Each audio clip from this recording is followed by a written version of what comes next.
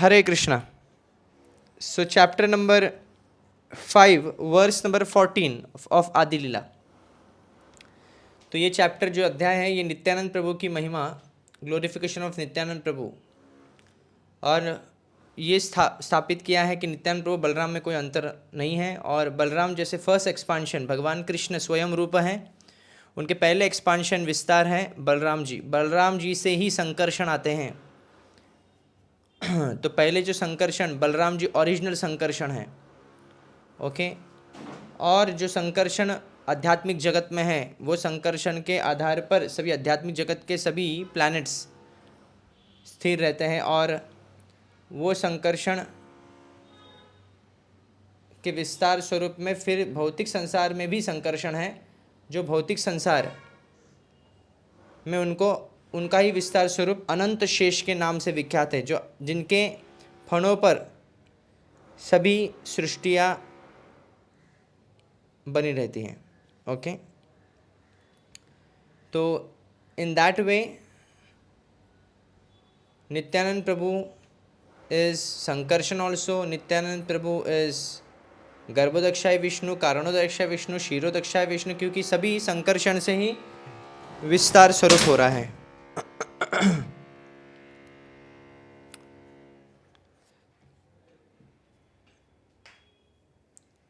तो 13th verse में translation है, I surrender into the lotus feet of Shri Nityananda Rama who is known as Sankarshana in the midst of the Chaturvyuha. Okay, Sankarshana Pradyumna अनुरुद्ध वासुदेव, तो उसमें से संकर्षण नित्यानंद प्रभु का expansion. He possesses full opulences and resides in Vaikuntha loka far beyond the material creation। Okay, ये कहाँ पे लिखा है? ये श्लोक जो है श्री दामोदर स्वरूप Damodar Goswamis diary. Okay, this verse is written. So it appears as the 8th of the first 14 verses of Chaitanya Charitamrita. Next, 14th verse of 5th chapter.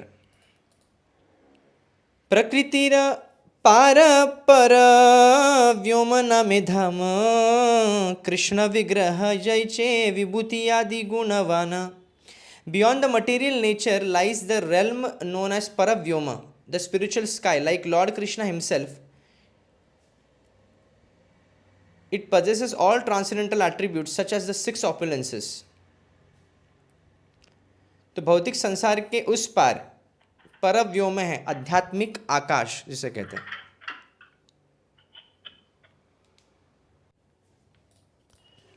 Purport by Srila Prabhupada, according to Sankhya philosophy, the material Cosmos is composed of 24 elements. हमारा भौतिक संसार जो है 24 तत्वों से बना हुआ है। तो क्या वो 24 तत्व हैं? 5 स्थूल तत्व, 5 ग्रॉस मटेरियल एलिमेंट्स, धरती, अग्नि, जल, वायु, आकाश। सेकेंड क्या है? 3 subtle material elements, mind, intelligence, ego. Then 5 knowledge acquiring senses, eyes, ears, tongue, स्पर्श इंद्रिया वगैरह वगैरह। And in 5 active senses, hand, legs, जनेन्द्रिया वगैरह, genitals, rectum etcetera, mouth. And then 5 objects of sense pleasure, विषय वस्तु, ओके, ध्वनि, स्पर्श और रूप, रस, गंध, ये सब 5 विषय वस्तु। एंड द महत तत्व, the total material energy. Okay, so this composed of 24 material elements. Empiric philosophers, unable to go beyond these elements, speculate that anything beyond them must be avyakta or inexplicable. But the world beyond the 24 elements is not inexplicable, for it is explained in Bhagavad Gita as eternal, Sanatan nature. Beyond the manifested and unmanifested existence of material nature, vyakta vyakta sara prabhavatya haragame, ये श्लोक आता है। So is the Sanatan nature which is called the Paravyoma or the spiritual sky.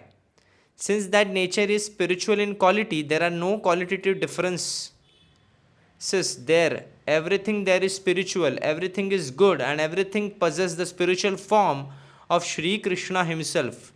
चित्त शक्ति से सब कुछ बना है भगवान कृष्ण के। चिन्मय है, सब कुछ आध्यात्मिक जगत में कैसा रहता है, चिन्मय होता है। वहाँ का चेयर भी चिन्मय है, कॉन्शियस है, उसमें कॉन्शियसनेस होता है। वहाँ के वस्त्र भी चिन्मय है। So that spiritual sky is the manifested internal potency of Lord Shri Krishna. It is distinct from the material sky manifested bye it's his external potency. भौतिक संसार जो है बाह्य भगवान की बहिरंगा शक्ति है उससे बना हुआ है, महामाया शक्ति से, और भगवान कृष्ण की अंतरंग शक्ति से आध्यात्मिक जगत बना हुआ है. तो पहले हम अध्याय में इसके बारे में डिस्कस कर चुके थे कि बहिरंग शक्ति क्या है, अंतरंग शक्ति क्या है, उसकी कार्य, उसकी सीमा कहाँ तक है.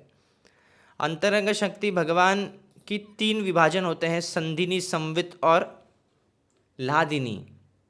Ladini is pleasure giving potency, संवित इज नॉलेज गिविंग पोटेंसी, और संधिनी इज शाश्वत इटर्नलिटी ऑफ लॉर्ड कृष्णा. तो ये 3 एनर्जीज है. तो इससे आध्यात्मिक जगत है उसमें क्या है, चित शक्ति जो है भगवान की, जो आध्यात्मिक जगत है अंतरंग शक्ति का ही स्वरूप है.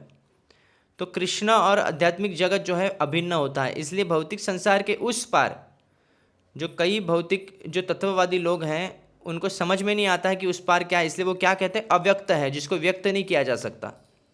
पर भागवत में इसका वर्णन है, भगवत गीता में वर्णन है कि वो शक्ति क्या है, सनातन शक्ति है, आध्यात्मिक शक्ति. आध्यात्मिक शक्ति से सब कुछ बना हुआ है, और ये संसार जो है हम जहाँ पे रहते हैं वो भौतिक शक्ति से बना हुआ है. इसलिए उसका आदि और अंत है, और आध्यात्मिक जगत का ना आदि है ना अंत है, इसलिए सनातन है. तो this is the explanation. Okay, continuing the पर्पट. The all-pervading Brahman, composed of the impersonal glowing rays of Shri Krishna, exists in the spiritual world with the Vaikuntha planets. We can get some idea of that spiritual sky by a comparison to the material sky. For the rays of the sun in the material sky can be compared to the Brahma Jyoti, the glowing rays of the personality of Godhead. In the Brahma Jyoti, there are unlimited Vaikuntha planets which are spiritual and therefore self-luminous, with a glow many times greater than that of the sun. The personality of God is Shri Krishna, his innumerable plenary portions and the portions of his plenary portions dominate each Vaikuntha planet. In the highest region of the spiritual sky is the planet called Krishna Loka, which has 3 divisions, namely Dwarka, Mathura and Goloka or Gokula. आध्यात्मिक जगत में भी जिस प्रकार इस संसार में सूर्य प्रकाश होता है, उसी प्रकार ब्रह्म ज्योति आध्यात्मिक जगत में सब जगह दैदीप्यमान है. तो ब्रह्म ज्योति जो है उस सूर्य प्रकाश के समान उसकी तुलना की जा सकती है, पर सूर्य प्रकाश से कई गुना तेजस्वी होती है. जिस प्रकार सूर्य प्रकाश में सभी ग्रह वास करते हैं, उसी प्रकार ब्रह्म ज्योति में सभी Vaikuntha planets are residing.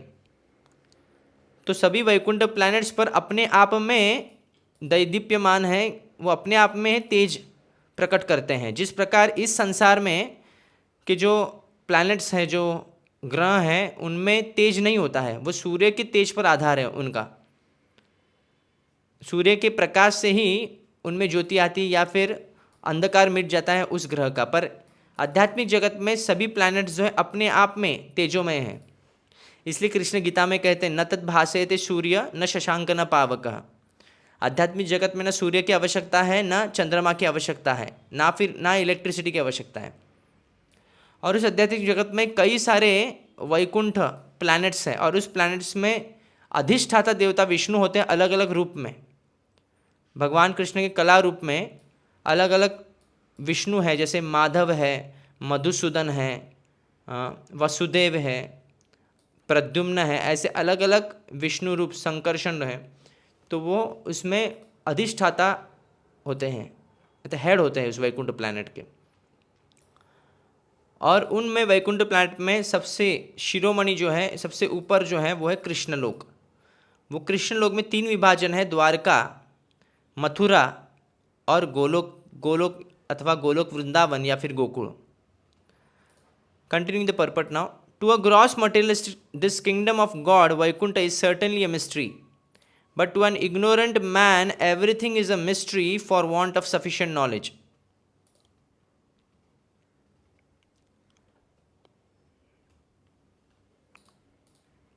The kingdom of God is not a myth. It's not a mythology. Even the material planets which float over our heads in the millions and billions are still a mystery to the ignorant. Material scientists are now attempting to penetrate this mystery, and a day may come when the people of this earth will be able to travel in outer space and see variegatedness of these millions of planets with their own eyes. In every planet there is as much material variegatedness as we find in our own planet. This planet Earth is but an insignificant spot in the cosmic structure. Yet foolish men puffed up by a false sense of scientific advancement have concentrated their energy in the pursuit of so-called economic development on this planet, not knowing of the variegated economic facilities available in other planets. According to modern astronomy, the gravity of the moon is different from that of the earth. Therefore, one who goes to the moon will be able to pick up large weights and jump vast distances. In the Ramayana, Hanuman is described as being able to lift huge weights as heavy as hills and jump over the ocean. Modern astronomy has confirmed that this is indeed possible. तो प्रभुपाद जी यहाँ पे बता रहे हैं कि जो scientific advancement है आजकल का, वो बोल रहे हैं कि मून में इतने लाइट वेट हो जाते हैं कि आप बड़े बड़े वस्तु ऐसे ही उठा सकते हैं. तो ये संभव है, ये हनुमान को इस पृथ्वी में भी संभव था. तो ये कोई कहानी नहीं है या फिर फिक्शन नहीं है. और इसमें ऐसा समय भी आएगा जिसमें भागवत भी ये कहता है कि साइंटिफिक एडवांसमेंट इतना हो जाएगा कि आउटर स्पेस ट्रैवल शुरू हो जाएगा, और तभी एक एक व्यक्ति देख भी सकता है अपने आंखों से ग्रहों के कैसे ग्रह ग्रेविटी क्या क्या कैसे ग्रह हैं कैसे दिख रहे हैं, पर may not be able to enter into it. हो सकता है, but at least you can see the variety of structures in cosmic manifestation. The disease of the modern civilized man is the disbelief of everything in the revealed scriptures. Faithless non-believers cannot make progress in spiritual realization, for they cannot understand the spiritual potency. The small fruit of a banyan contains hundreds of seeds, and each seed is the potency to produce another banyan tree with the potency to produce millions more of such fruits. This law of nature is visible before us, although how it works is beyond our understanding. This is but an insignificant example of the potency of Godhead. There are many similar phenomena that no scientist can explain. भगवान की अद्भुत शक्ति का अगर कोई demo दिखाए तो इस जगत में जिस प्रकार एक बीज के अंदर पेड़ है और इस पेड़ में भी कई सारे अनगिनत फल भी आएंगे, तो ये सब संभव है एक बीज के अंदर से. एक बीज से कई बीज निकलते हैं, एक बीज से कई पेड़ निकल सकते हैं. तो ये संभव है. जिस प्रकार उसी प्रकार ये कॉस्मिक मैनिफेस्टेशन जो सृष्टि है भगवान की वैसे अद्भुत है, इसलिए श्रद्धा होनी चाहिए. आजकल का रोग ये है कि शास्त्रों पर विश्वास नहीं है. So everything in fact is inconceivable. सब कुछ अचिंत्य है, हम अपनी इंद्रियों से नहीं समझ सकते. Even the scientist are not able to prove this. It is inconceivable, for the truth is revealed only to the proper persons. Although there are varieties of personalities from Brahma down to the insignificant ant, all of whom are living beings, their development of knowledge is different. Therefore, we have to gather knowledge from the right source. Indeed, in reality, we can get knowledge only from the Vedic sources. The four Vedas with their supplementary Puranas, the Mahabharata, the Ramayana and their corollaries, which are known as Smritis, are all authorized source of knowledge. If we are at all to gather knowledge, we must gather it from these sources without hesitation.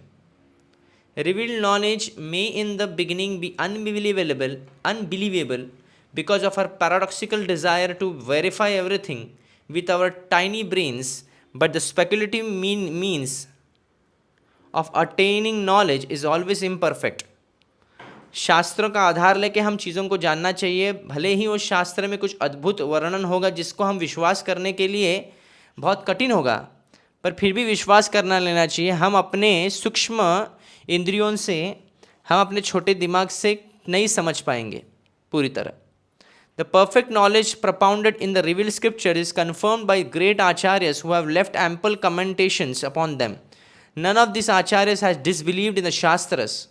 One who disbelieves in the Shastra is an atheist, and we should not consult an atheist, however great he may be. A staunch believer in the Shastra, with all their diversities, is a right person from whom to gather real knowledge. Such knowledge may seem inconceivable in the beginning, but when put forward by the proper authority, its meaning is revealed, and then one no longer has any doubts about it.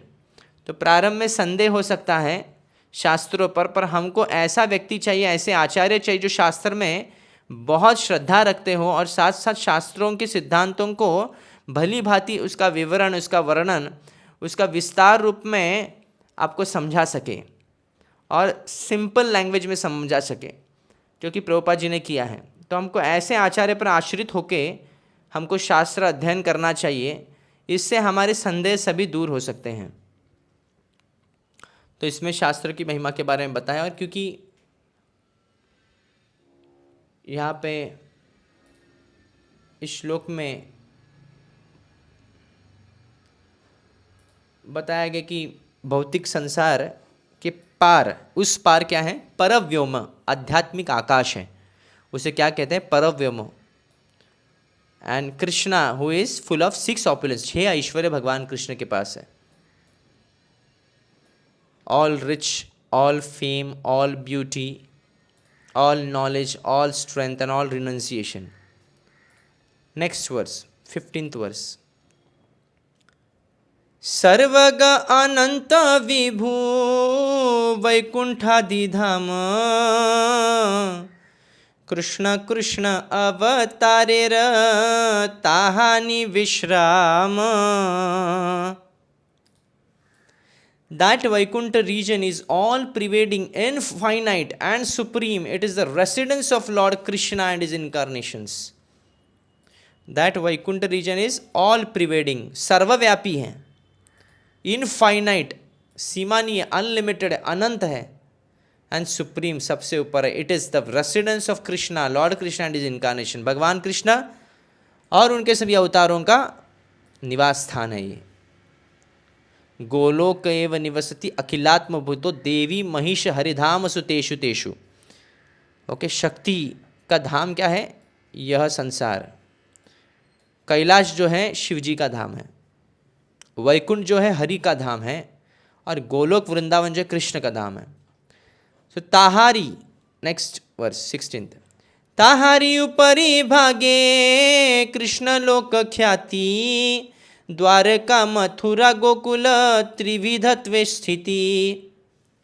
In the highest region of that spiritual sky is the spiritual planet called Krishna Loka. It has 3 divisions, Dwarka, Mathura and Gokula. सर्वोपरि श्री गोकुल व्रजलोक धाम श्री गोलोक श्वेत द्वीप वृंदावन नाम. सर्वग अनंत विभू कृष्ण तनु सम उपरि अधोव्यापी आछे नाहिक नियम. Shri Gokul, the highest of all, is also called Vraja, Goloka और वृंदावन और Shvetadvipa. Like the transcendental body of lord Krishna, Gokul is all pervading, infinite and supreme. It expands both above and below without any restriction.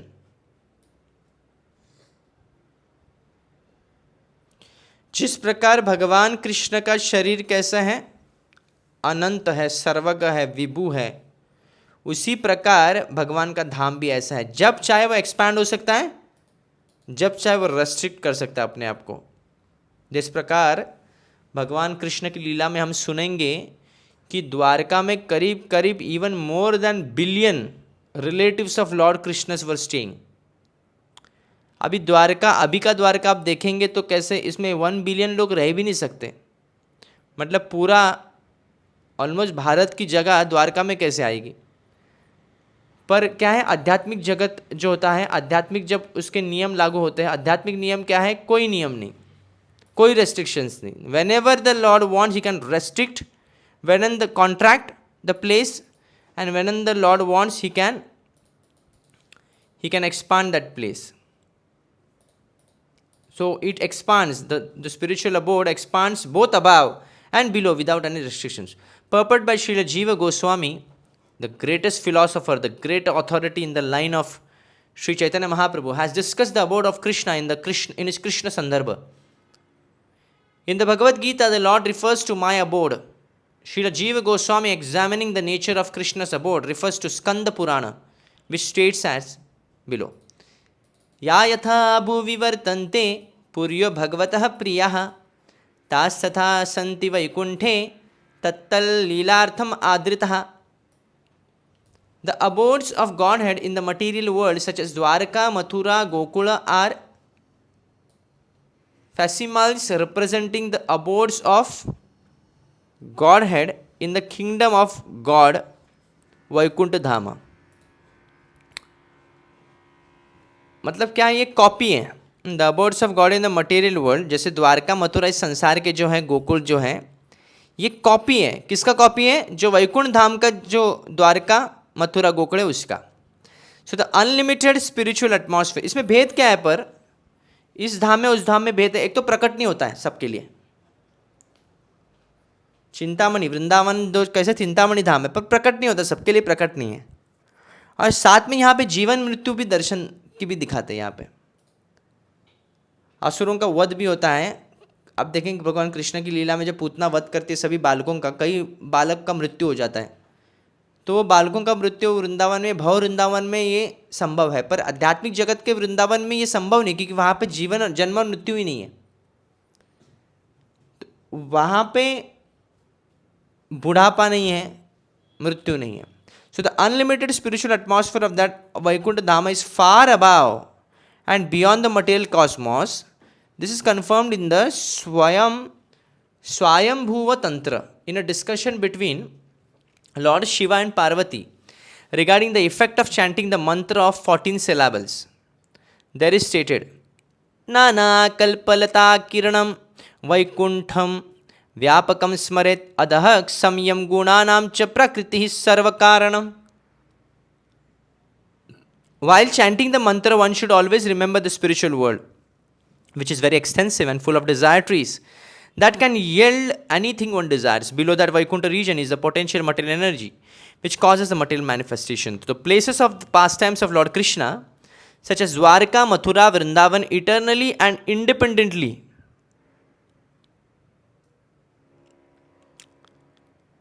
exist in Krishna Loka. They are the actual abodes of Lord Krishna.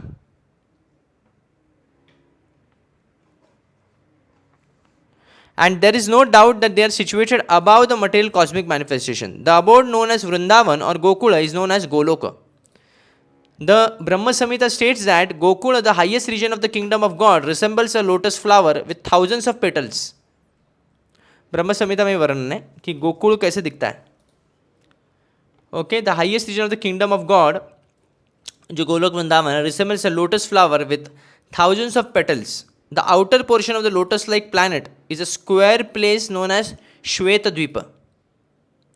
In the inner portion of Gokula, there is an elaborate arrangement for Sri Krishna's residence with his eternal associates such as Nanda and Yashoda. That transcendental abode exists by the energy.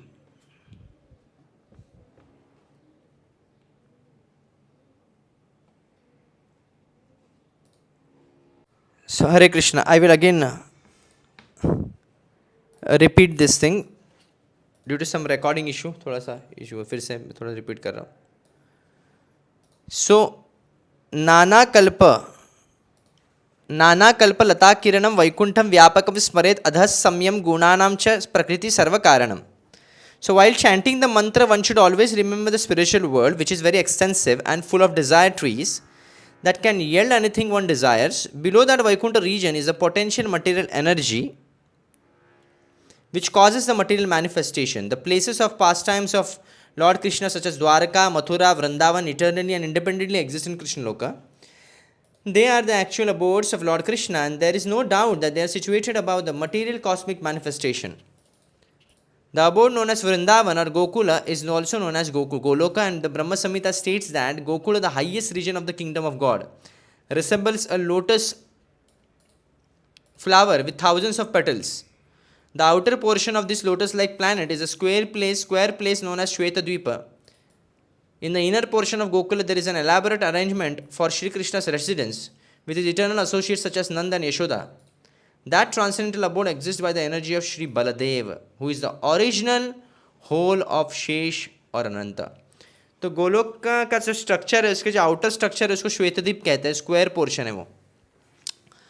और वैसे तो गोलोक का जो आकार है वो कैसे कमल के फूल के समान है, जिसके सहस्त्र पंखुड़ियाँ हैं. तो जो आउटर पोर्शन जो residence in the inner portion of Gokul का there is an elaborate arrangement. जो इनर पोर्शन है उसमें क्या है, यशोदा और नंद बाबा के साथ कृष्ण रहते हैं. एंड दैट ट्रांसेंडेंटल अबोर्ड, ये जो गोलोक है, is exist by the energy. Baldev की शक्ति से वो स्थिर है. Who is the original whole of Shesha और अनंत, जिनसे अनंत शेष भी आते हैं. So the tantras also confirm this description by stating that the abode of Shri Ananta Dev, a plenary portion of Baladev, is called the kingdom of God Vrindavan Dham, is the innermost abode within the quadrangular realm of Shvetadvipa, which lies outside of the boundary of Gokula Vrindavan. तो ये जो chart है ना, ये आपको मिलेगा, आप थोड़ा ऑनलाइन भी आप देख सकते हैं.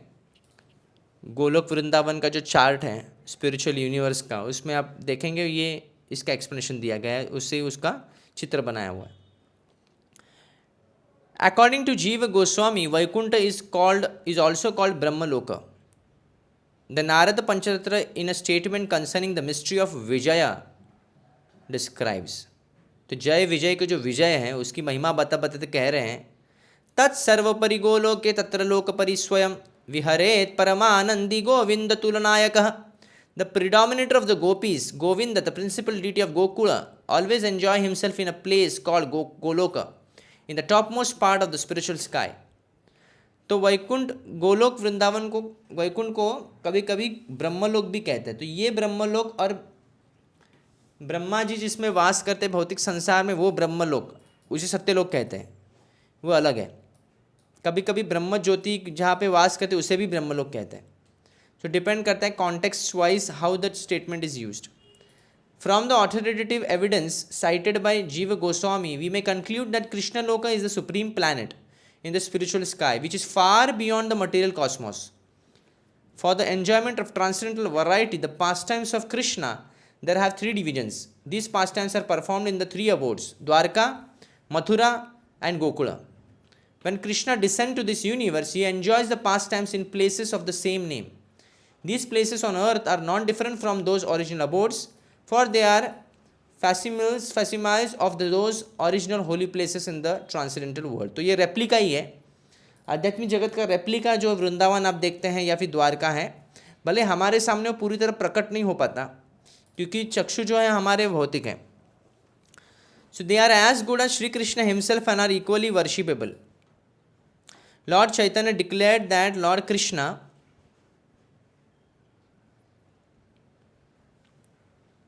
who presents himself as the son of the king of Raja is worshipable and that Vrindavan Dham is equally worshipable. ये कह रहे थे, यानी भगवान का धाम, भगवान का नाम उतने ही वर्शिपेबल है जितने भगवान हैं. तो ये ब्रह्म संहिता के अनुसार गोलोक का वर्णन सुनिए, जिसमें 3 विभाजन होते हैं. और जिस प्रकार भगवान कृष्ण का शरीर सर्वज्ञ है, अनंत है, विभु है, उसी प्रकार आध्यात्मिक जगत भी के भी ऐसा ही ऐश्वर्य है. Next verse 19th. ब्रह्मांडे प्रकाश तार कृष्णेर इच्छाय एक स्वरूप तार नाही दुई काय. That abode is manifested within the material body by the will of Lord Krishna. That abode is manifested within the material world by the will of Lord Krishna. It is identical to that original Gokula. They are not two different bodies. यहाँ का Golok replica उसका ही विस्तार किया हुआ है, भव वृंदावन जैसे हैं। तो ओरिजिनल जो अबोर्ड है वो यहाँ पे इस भौतिक संसार में भी आ चुका है भगवान कृष्ण के इच्छा से। ये कोई अलग नहीं, भिन्न नहीं है। सो bye purport by Srila Prabhupada, the above mentioned dhamas are movable by the omnipotent will of the Lord Krishna. भगवान अपना धाम कहीं पे भी उसको स्थिर कर सकते हैं। So when Shri Krishna appears on the face of the earth, he can also make his dhamas appear without changing their original structure. One should not discriminate between the dhamas on the earth and those in the spiritual sky, thinking those on earth to be material and the original abodes to be spiritual. All of them are spiritual only for us who cannot experience anything beyond matter. In our present conditioned state, do the dhams and the Lord Himself in His archa form appear from us, before us, resembling matter to give us the facility to see spirit with material eyes. In the beginning, this may be difficult for a neophyte to understand, but in due course, when one is advanced in devotional service, it will be easier, and he will appreciate the Lord's presence in these tangible forms. तो प्रारंभिक अवस्था में कनिष्ठ अधिकारी भक्त है जो शुरू में भक्ति करता है, जो कनिष्ठ अधिकारी है, शुद्ध नहीं हुआ अभी तक, उसके लिए कठिन होगा यह समझना कि यह वृंदावन, ये जो भारत भूमि पे जो वृंदावन है और आध्यात्मिक जगत का वृंदावन में भिन्नता नहीं है, वो सेम है। ये कठिन होगा, क्यों? क्योंकि हम भौतिक चक्षु से, भौतिक आंखों से देखते हैं भौतिक वृंदावन को।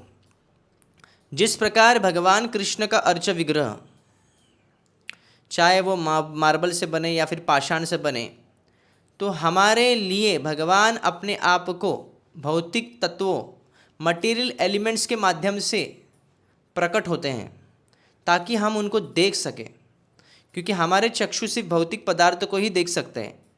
इसलिए भगवान कृष्ण मूर्ति के रूप में, विग्रह के रूप में, चाहे वो पाषाण के रूप में हो, मार्बल के रूप में हो या फिर पेंटिंग के रूप में हमारे सामने आते हैं हमको कृपा देने के लिए, okay, to make himself accessible.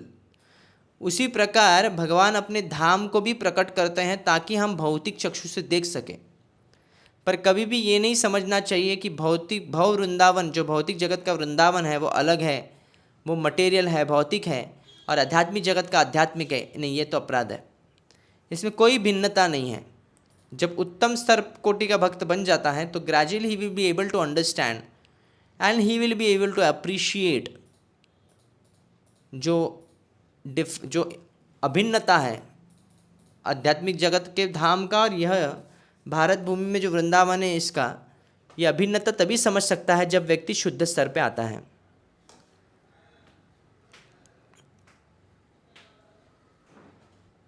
तो भगवान कृष्ण अपनी इच्छा से इस भौतिक संसार में आध्यात्मिक जगत के धाम को प्रकट करते हैं। Next verse 20th। चिंतामणि भूमि कल्प वृक्षमय वना, चर्म चक्षे देखे तारे प्रपंचे रसमा। The land there is touchstone. Vrindavan का भूमि कैसा है? चिंतामणि। And the forest abound with desire trees. वहाँ के जो वन है वो कल्प वृक्ष है, उसमें उनमें जितने भी वृक्ष है वो कल्प वृक्ष है, वो डिज़ायर ट्रीज है। जो भी आप इच्छा कामना करेंगे वो आपको प्रदान करेंगे। Material eyes see it as an ordinary place. पर यहाँ का जो भव वृंदावन है उसको भौतिक चक्षु से देखा जाता है, इसलिए उनको भौतिकता से भौतिक समझते हैं उसको। तो ये भूल नहीं करनी चाहिए। Purport by Srila Prabhupada, by the grace of the Lord, His dhamas and He Himself can also present simultaneously without losing their original importance. Only when one fully develops in affection and love of Godhead, one can see those dhamas in their original appearance. Srila Narottam Das Thakur, a great acharya in the preceptorial line of Lord Shri Krishna Chaitanya Mahaprabhu, has said for our benefit that one can perfectly see the dhams only when one completely gives up the mentality of lording it over material nature. विषय जे प्रीति, विषय वस्तु में जब तक हमारी प्रीति है तब तक हम आध्यात्मिक जगत को देख नहीं सकते। कबे हम हेराबो श्री वृंदावन, रूप रघुनाथ पदे हईबे अकुति, तो कबे हम बुझा वैसे जुगल पिरती। तो ये जो जब तक हम प्यूरिफाइड नहीं होते तब तक, जब तक हमारी कामनाएं हैं तब तक हम आध्यात्मिक जगत को समझ नहीं सकते, ना जान सकते, ना अनुभव कर सकते हैं। तो one spiritual vision develops proportionate to one's giving up the debased mentality of unnecessarily enjoying matter। जब जितना हम भोग त्याग करते हैं उतने ही मात्रा में हमको आध्यात्मिक जगत रिवील होता है। A diseased person who has become diseased because of a certain bad habit must be ready to follow the advice of the physician, and as a natural sequence he must attempt to give up the cause of the disease. The patient cannot indulge in the bad habit and at the same time expect to be cured by the physician. Modern materialistic civilization, however, is maintaining a diseased atmosphere. The living being is a spiritual spark, as spiritual as the Lord Himself. The only difference is that Lord is great and living being is small. भगवान विभु है, हम क्या है, अणु हैं।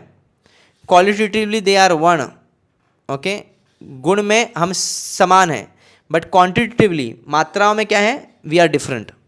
Therefore, since the living being is spiritual in constitution, he can be happy only in the spiritual sky, where there are unlimited spiritual spheres called Vaikuntha. A spiritual being conditioned by a material body must therefore try to get rid of his disease instead of developing the cause of the disease.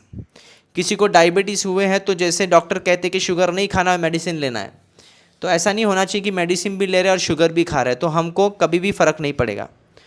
तो आचार्य कहते हैं कि भोग बुद्धि हमको त्यागनी पड़ेगी। जब तक विरक्ति नहीं आती संसार में तब तक भगवान से आसक्ति है, भगवान का धाम हमको प्रकट नहीं होगा। शुद्धता आना बहुत ही आवश्यकता है। तो इसलिए हमको इसके लिए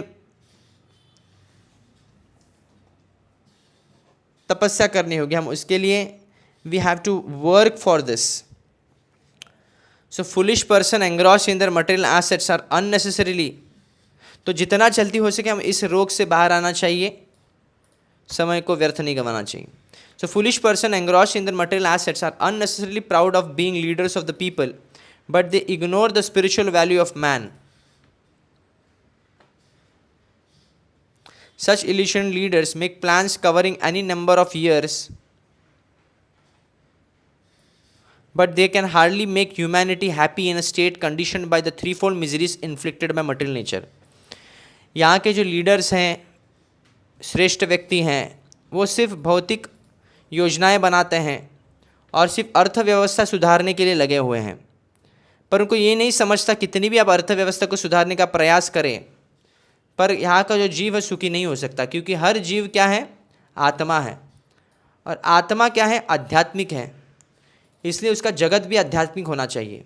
जब तक वह आध्यात्मिक जगत में प्रवेश नहीं कर तब तक वह सुखी नहीं हो सकता। जिस प्रकार मछली जो है वो जल की प्राणी है, इसके वजह से वो जल में ही सुखी हो सकते, जल के बाहर आएंगे तो वो दुखी हो जाएगी। उसी प्रकार इस संसार के जो जीव हैं वो आध्यात्मिक जगत से बाहर आ चुके हैं और भौतिक संसार में जी रहे हैं।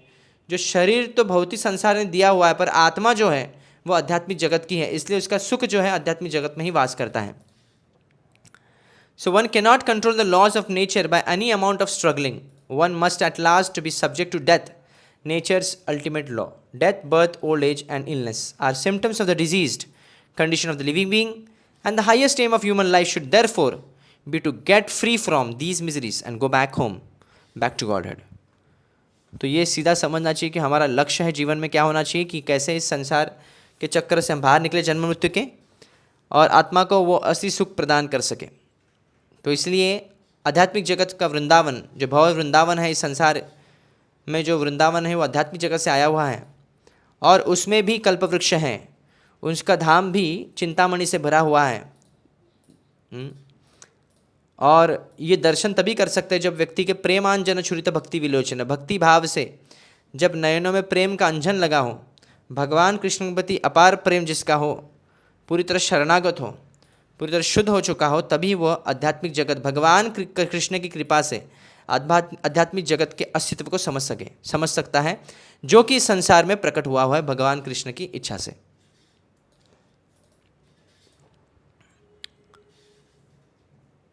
So here we will stop.